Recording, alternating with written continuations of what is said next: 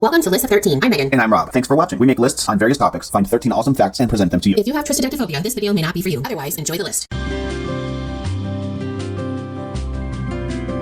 Toshio Liu established Sanyo Electric Company, Ltd., a Japanese electronics firm in 1947. They produced a wide range of electronics until going out of business in April 2012. Today we share with you 13 facts about Sanyo you probably didn't know. Number 1. One of the biggest industrial organizations in Japan at the time, Matsushita Electric Industrial Company Limited, known today as Panasonic Corporation, cast a shadow over Sanyo's beginnings. Toshio Liu, the founder of Sanyo, was Konosuke Matsushita of Matsushita Electric's brother-in-law. The Occupation Authority ordered Matsushita to be disbanded after World War II. So basically, after World War II, any really big company in Japan had to downsize to not be considered a threat after we dropped the nuclear bomb on them. Because that makes sense. Not really, but okay. Number 2. Dreaming one day of having 100 factories around the world, Liu called his firm Sanyo, a somewhat generic name that means 3 oceans. I guess he didn't realize there were 7? I don't know. Perhaps the world he was worried about only had 3. I don't know. Number 3. Sanyo produced Japan's first pulsator-style washing machine in 1954 and the country's first plastic radio in 1952. Happy 70th birthday to Japan's pulsator-style washing machine.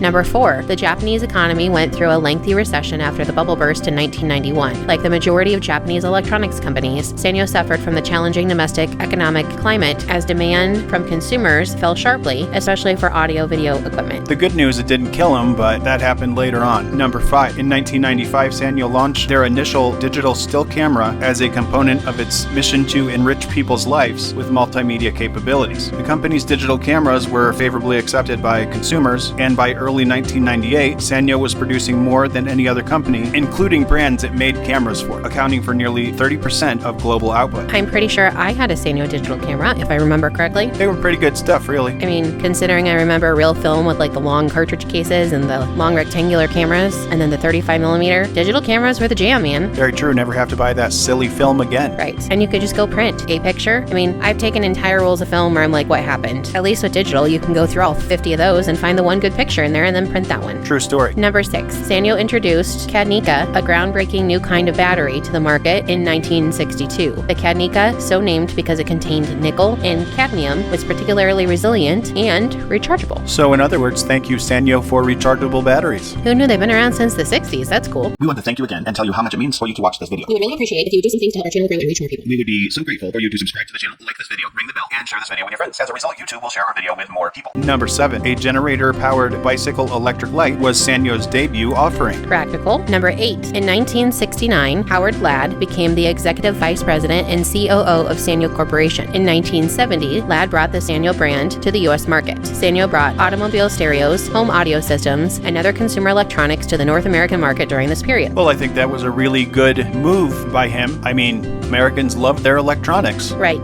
considering that we currently have 2 microphones, a headphone thing, 2 phones, a laptop, a board. There's a lot of electronics going on here. Headphones. This video wouldn't be possible without the electronics. Thank you, electronic. True story. As I'm talking to my microphone for the acceptance speech for electronics.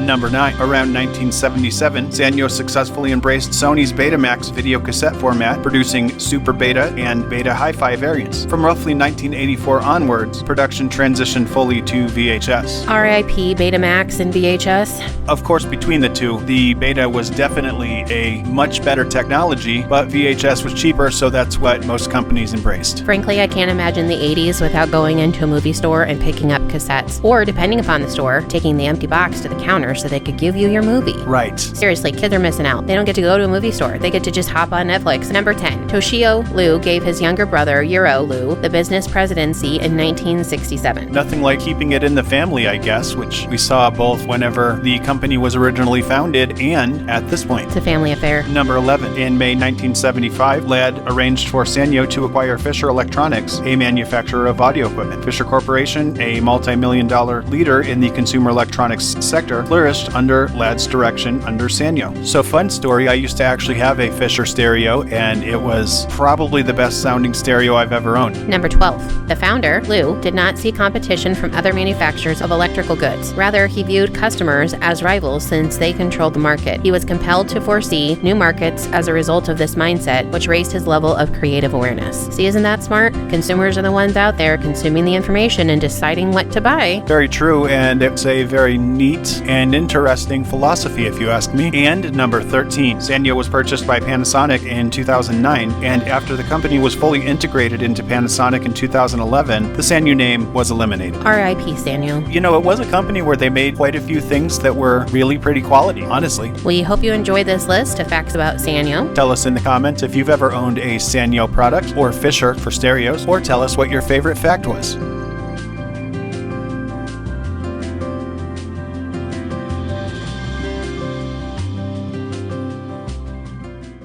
Thanks again for watching. If you have an idea for a new video, tell us in the comments. We'll mention you if we do it. We hope you have an awesome day. And please be kind to each other.